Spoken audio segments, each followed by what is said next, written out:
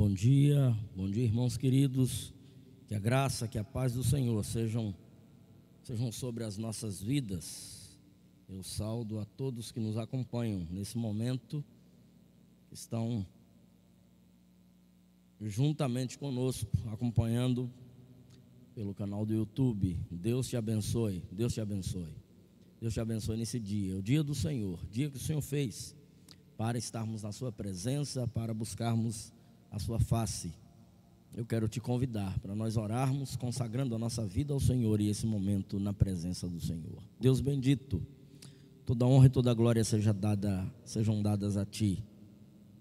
Nós glorificamos o Teu nome, Senhor, pela oportunidade que temos, ó Deus, de poder meditar na Tua santa palavra, de poder, ó Deus, abrir a Tua palavra, de podermos, ó Deus, olhar para assuntos tão importantes, ó Deus, que a Tua palavra nos ensina, como, ó Deus, a criação, a providência, e nós te agradecemos, ó Deus, por tudo isso, porque o Senhor é o Deus Criador dos céus e da terra, e porque, ó Deus, todas as coisas pertencem ao Senhor, são do Senhor. Louvado seja o Teu santo e glorioso nome. Nós te agradecemos, nós te bendizemos, nós te exaltamos, ó nosso Deus, e rogamos, ó Deus, que o Senhor nos edifique nessa manhã, ó Deus, no meditar da Tua santa palavra, ó Deus, no estudar da Tua santa palavra. Abençoe cada irmão, cada irmã que nos acompanha. Dá, ó Deus, a graça, Senhor, àqueles que ainda que não têm condição, ó Deus, de estar na Tua casa, de terem, ó Deus, essa oportunidade de estar, ó Deus, na Tua casa, para, ó Deus, junto com outros irmãos, bendizer e exaltar o Teu nome. Assim te oramos, no nome de Jesus. Amém. Salmo de número 24, eu quero ler apenas o versículo de número 1 e 2. Diz assim o texto: Ao Senhor pertence a terra e tudo que nela se contém, o mundo e os que nele habitam. Fundou a ele sobre os mares e sobre as correntes a estabeleceu.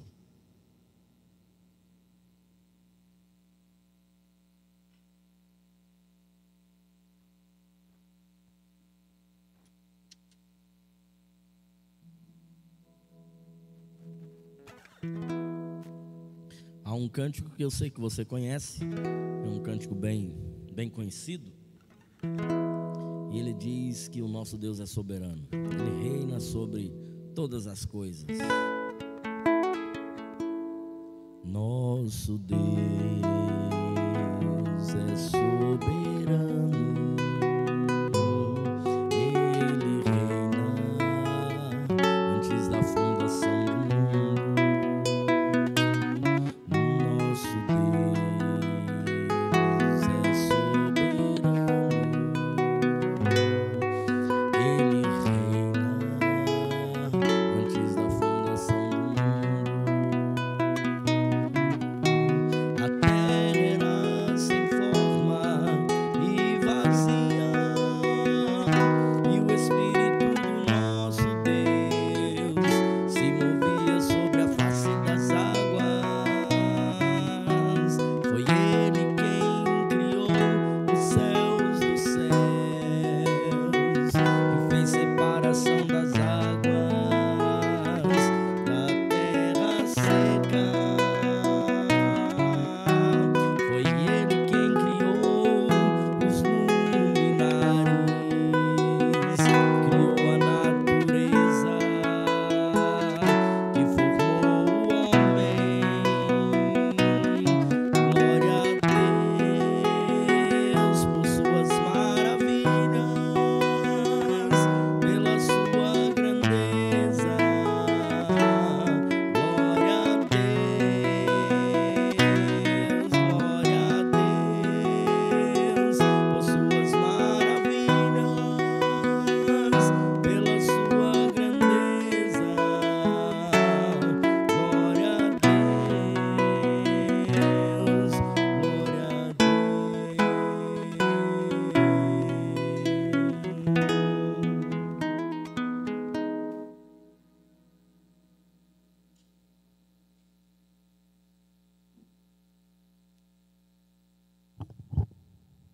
Vamos lá para o nosso estudo da palavra do Senhor.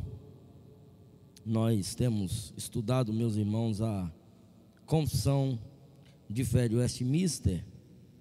De forma especial, temos olhado os símbolos de fé da nossa igreja.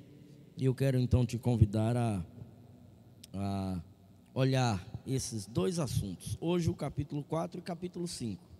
O capítulo 4 é bem pequeno na confissão, apenas 2 pontos. E o capítulo 5 da providência nós temos 7 pontos. Eu quero te convidar então a olharmos esses textos da palavra do Senhor. Antes de olharmos na confissão de fé, eu quero te convidar a fazer a leitura no breve catecismo das perguntas 20 em diante, Nós leremos da pergunta 20 até a pergunta 29 hoje. Nós estamos defasados aí com relação aos irmãos que estão estudando presencialmente. Eu quero então te convidar a lermos essas 10 perguntas. Pergunta 20. Deus deixou todo o gênero humano perecer no estado de pecado e miséria?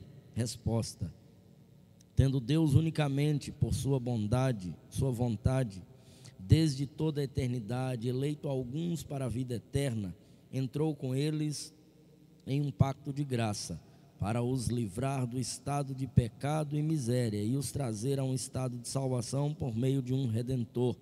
Pergunta 21. Quem é o Redentor dos eleitos de Deus? Resposta: o único Redentor dos eleitos de Deus é o Senhor Jesus Cristo, que sendo o eterno Filho de Deus se fez homem, e assim foi e continua a ser Deus e homem em 2 naturezas distintas e uma só pessoa para sempre. Pergunta 22. Como Cristo, sendo Filho de Deus, se fez homem?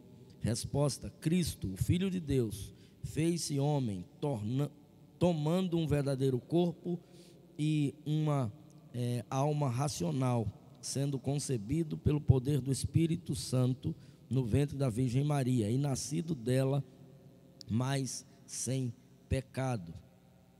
Pergunta 23. Que ofícios Cristo exerce como nosso Redentor? Resposta: Cristo, como nosso Redentor, exerce o ofício de profeta, sacerdote e rei, tanto no seu estado de humilhação como no estado de exaltação. Pergunta 24. Como Cristo exerce o ofício de profeta? Resposta: Cristo exerce o ofício de profeta, revelando-nos pela sua palavra e pelo seu Espírito a vontade de Deus para a nossa salvação. Pergunta 25. Como Cristo exerce o ofício de sacerdote? Resposta: Cristo exerce o ofício de sacerdote, oferecendo-se a si mesmo uma só vez em sacrifício para satisfazer a justiça divina, para reconciliar-nos com Deus e para fazer contínua intercessão por nós. Pergunta 26. Como Cristo exerce o ofício de rei? Cristo exerce o ofício de rei, sujeitando-nos a si mesmo, governando-nos e protegendo-nos, reprimindo e subjugando todos os seus e os nossos inimigos. Pergunta 27. Em que constitui a humilhação de Cristo? Resposta: a humilhação de Cristo constitui em ele nascer, e isto em condição baixa, feito sujeito à lei, em sofrer as misérias desta vida, a ira de Deus e a amaldiçoada morte na cruz, em ser sepultado e permanecer debaixo do poder da morte durante certo tempo. Pergunta 28. Em que consiste a exaltação de Cristo? Resposta: somos feitos participantes. Resposta: a exaltação de Cristo consiste em ele ressurgir dos mortos no 3º dia e em subir ao céu e estar sentado à mão direita de Deus Pai e em vir para julgar o mundo no último dia. Pergunta 29. Como somos feitos participantes da redenção adquirida por Cristo? Resposta: somos feitos participantes da redenção adquirida por Cristo pela eficaz aplicação dela a nós pelo seu Santo Espírito. Pergunta 30. Como o Espírito nos aplica a redenção adquirida por Cristo? Resposta, e última resposta de hoje. O Espírito nos aplica a redenção adquirida por Cristo, operando em nós a fé e nos unindo a Cristo por meio dela em nossa vocação eficaz. Este é o breve catecismo, as perguntas de 20 até a pergunta de número 30. Capítulo 4 da Confissão de Fé de Westminster, da criação. Romanos 11, nós temos lido esse texto, diz: porque dele, por meio dele e para ele são todas as coisas. A ele, pois, a glória eternamente. Amém. O capítulo 4 da Confissão de Fé fala sobre a criação. O título é Da Criação. E nós lemos: ao princípio aprove a Deus, o Pai, o Filho e o Espírito Santo, para a manifestação da sua glória e do seu poder, sabedoria e bondade, criar ou fazer do nada, no espaço de 6 dias, e tudo muito bom, o mundo e tudo que nele há, quer as coisas visíveis, quer as invisíveis. O que esse primeiro ponto nos ensina é que Deus sustenta e dirige todas as coisas, Ele governa todas as criaturas, tudo Deus criou, tudo Ele governa e tudo Ele sustenta. O ponto 2, depois de haver feito as outras criaturas, Deus criou o homem macho e fêmea, com as almas racionais e imortais, e dotou-os de inteligência, retidão e perfeita santidade, segundo a sua própria imagem, tendo a lei de Deus escrita em seus corações, e o poder de cumpri-las, mas com a possibilidade de transgredi-la, sendo deixados à liberdade de sua própria vontade, que era mutável. Além dessa escrita em seus corações, ou desta lei escrita em seus corações, receberam o preceito de não comerem da árvore da ciência do bem e do mal. Enquanto obedecem a esse preceito, foram felizes em sua comunhão com Deus e tiveram domínio sobre as suas criaturas. Nós então podemos ver, meus irmãos, que no primeiro momento Deus, Ele criou todas as coisas e Ele sustenta todas as coisas, e foi criado pelo Pai, pelo Filho e pelo Espírito Santo. A criação então é um ato da trindade de Deus, a manifestação da sua glória, é um ato de revelar-se, O segundo ponto fala que Deus criou homem e mulher os criou, macho e fêmea. Isso é importante nós salientarmos, nós falarmos a respeito disso. Hoje se fala tanto, de que o homem é aquilo que ele escolhe ser. Não, segundo a Bíblia não, e é algo contra Deus, e nós devemos sempre lembrar disso, meus irmãos. Não queremos aqui de encontro a ninguém, a sua escolha e os seus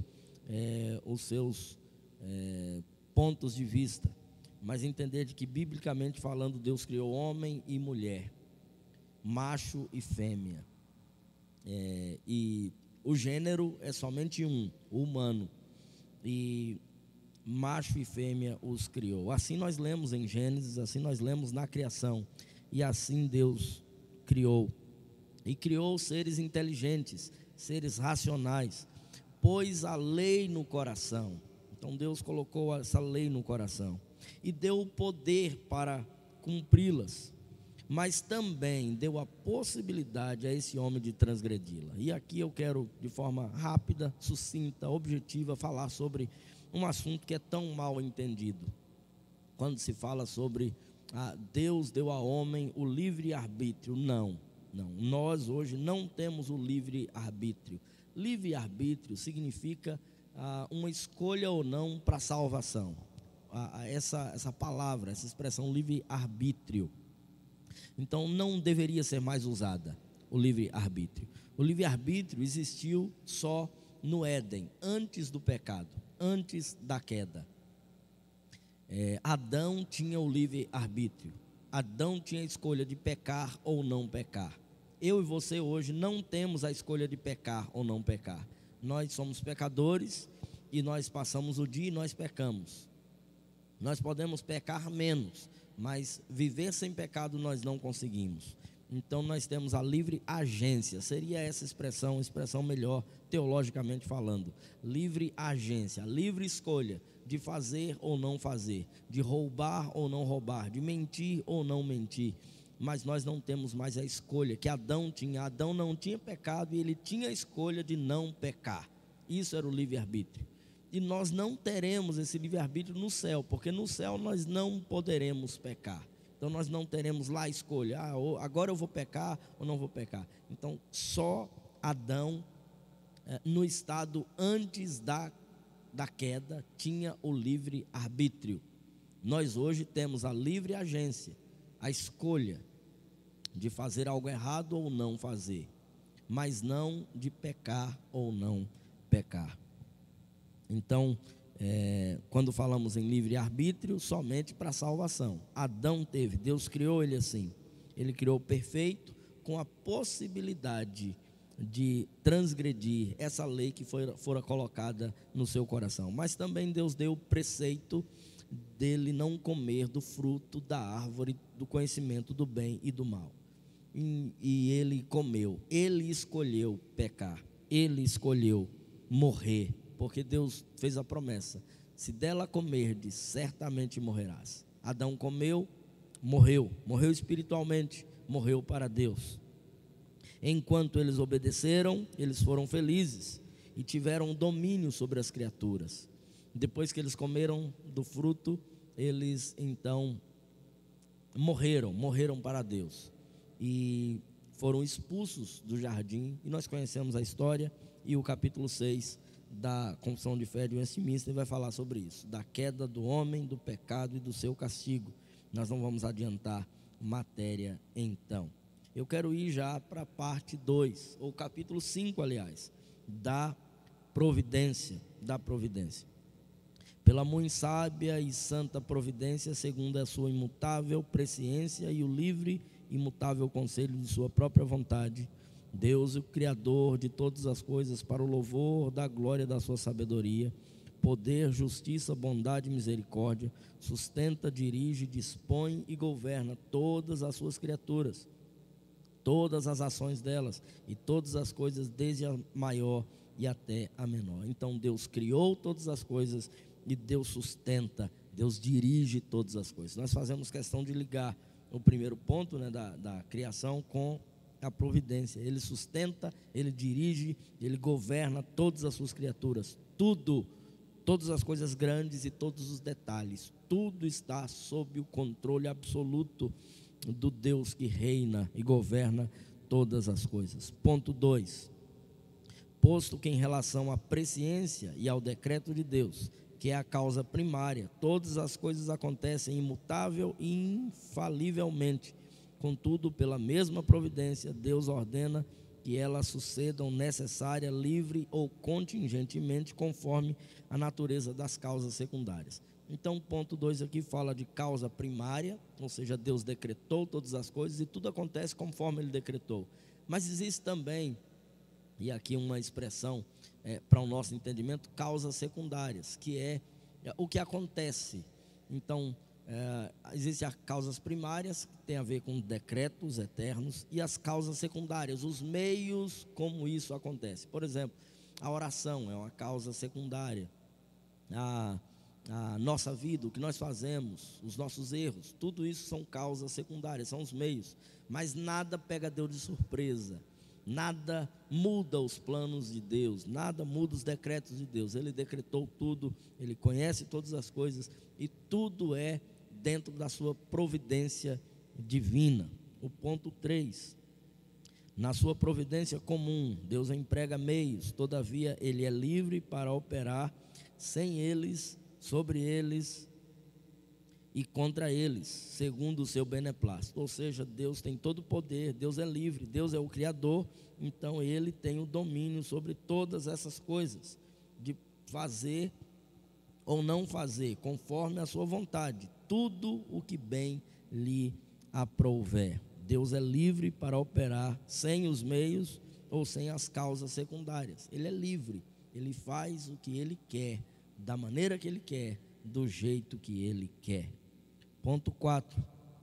A onipotência, a sabedoria inescrutável e a bondade infinita de Deus, de tal maneira se manifestam na sua providência, que esta se estende até a primeira queda e a todos os outros pecados dos anjos e dos homens, e isto não por uma mera permissão, mas por uma permissão tal, que para os seus próprios e santos desígnios sábia e poderosamente os limita, regula e governa em uma múltipla dispensação, mas essa permissão é tal, que a pecaminosidade dessas transgressões procede tão somente da criatura e não de Deus, que sendo santíssimo e justíssimo, não pode ser o autor do pecado e nem pode aprová-lo. Então, meus irmãos, quando nós falamos sobre os decretos de Deus, nós entendemos de que Deus, ele não criou o mal, que o mal é culpa do homem.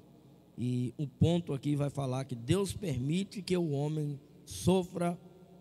Aliás, Deus não é o autor do mal. O homem escolheu pecar. O homem é o culpado do pecado, de todas as suas consequências. Nada de mal vem de Deus. Diz que ele é bom. E nada do que é ruim, nada do que é mal pode prover de Deus, pode vir de Deus. Então a culpa do pecado, da pecaminosidade, da maldade, das catástrofes, tudo que acontece nesse mundo é culpa do homem e não de Deus. Nenhum mal provém de Deus, ele é a fonte de todo o bem. Então nós entendemos de que Deus não é o autor do mal. Quem é o autor do mal? O próprio coração do homem, a própria ganância do homem, como também de Satanás.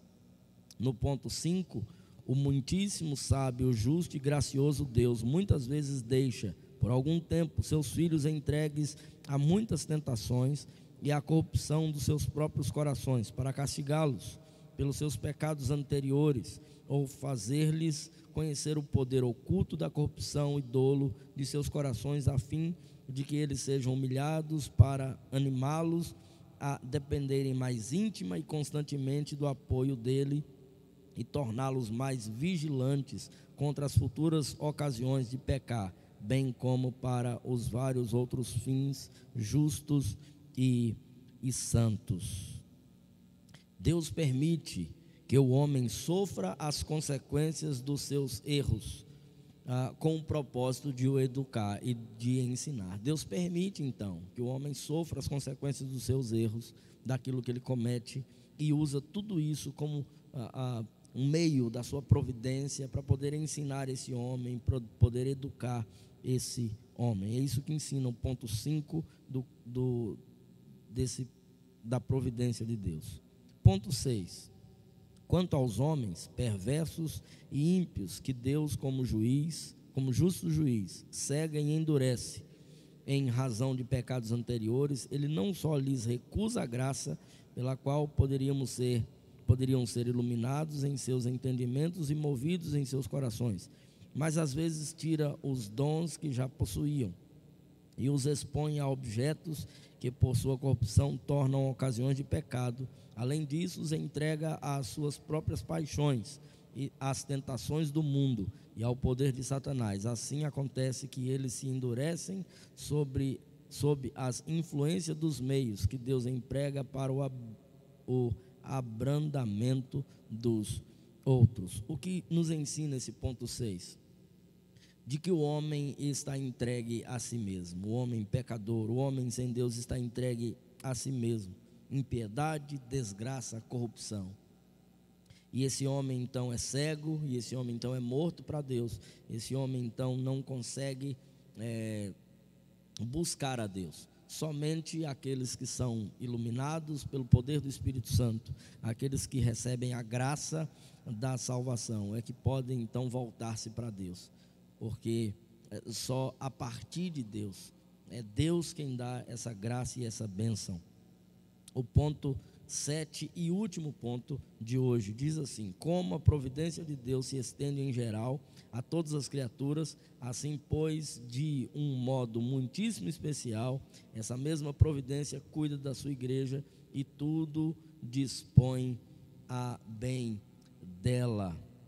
Meus irmãos, esse assunto é maravilhoso, porque fala da graça comum, a graça comum de Deus sobre a vida do homem. A providência de Deus se estende a todas as criaturas. A graça comum de Deus cuida das suas criaturas e da sua igreja. Não chove só na roça de quem é crente, chove na roça de quem é crente e de quem não é crente. O ar que nós respiramos, tanto os ímpios quanto aqueles que são considerados justos ou justificados por Cristo Jesus, todos respiram desse mesmo ar. Então a graça comum de Deus, ela impede o homem de ser mal o quanto ele poderia ser. A graça comum de Deus, ela é maravilhosa, e isto é ato da providência de Deus sobre nós e sobre as suas criaturas. E a providência de Deus cuida da sua igreja, providencia todas as coisas para nós, nos dá todas as bênçãos de Deus. Deus é soberano e Ele providencia todas as coisas para a nossa vida. Eu quero terminar contando uma pequena história de um homem que o sonho dele era ir fazer missão, mas ele tinha seu emprego, seu serviço, e não tinha tempo e condição naquele período de fazer missão. Então ele guardou recursos para poder, assim que se aposentasse, poder ir para a missão. Antes de ir para a missão, o homem resolveu então fazer uma viagem de avião, porque ele ia para a missão. Ele disse: eu vou consagrar a minha vida ao Senhor, eu vou fazer uma viagem então. Nessa viagem, meus irmãos, esse missionário sofreu um acidente, e esse acidente então ele permaneceu vivo. Deus o poupou com vida, mas ele infelizmente perdeu uma das suas pernas e passou um grande período lutando com essa dificuldade, com essa situação. Teve que ter a sua perna amputada, e depois da perna amputada passou pelo processo de reabilitação, de colocar uma prótese, e ele colocou uma prótese em uma das suas pernas, na perna que perdeu. E passou um período então sonhando e dizendo que queria ir para a missão, e voltou a ter esse sonho, esse desejo de voltar para ir para a missão. E ele foi então, se preparou e foi para a missão com a sua perna, uma perna de borracha, uma perna plástica, para a missão.